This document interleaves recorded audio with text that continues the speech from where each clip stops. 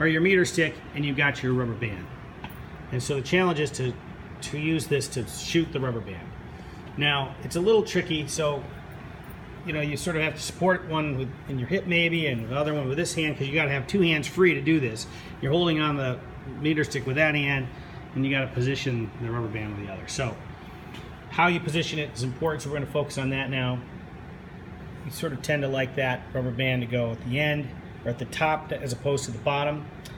And then you're going to pull this back, and I think our first one was 25. So there's multiple ways to do that.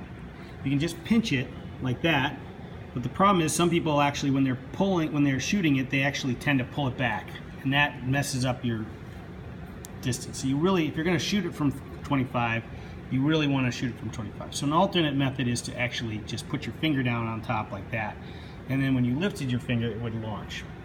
A third method is you can put your finger into the loop. This might take some practice, and you put your finger at the distance you're going to launch it from, and then you just have to lift your finger up quickly, or like that.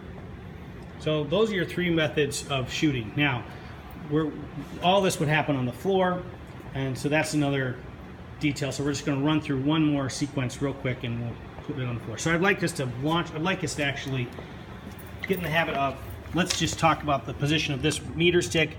The meter stick obviously has to be behind the zero because you're starting at the 0 mark. And you're going to put the rubber band on there like so. We're going to try to load this thing. And so it takes a little practice again. So there's 25, and it's just that finger pinch method. Now the other thing that you notice is the ruler has to be straight. So if the ruler's not straight, you're going to be sending it off at an angle, and that's going to affect your distance. So now it's nice, and you want that ruler to be perpendicular to this line as much as you can. All right, and so we're going to launch that thing from 25 by just lifting our finger, and there it goes. Now we're going to measure this. So the way you measure it is you bring another meter stick up, and someone who's standing around can help with that. Now you're going to line this up so the 0 of this meter stick is at the 100. So this is 110, 120, 130, 150, 140, 150. And we're going to measure it from the knot. So we're going to just go to the nearest centimeter here. So it's going to be 100, right?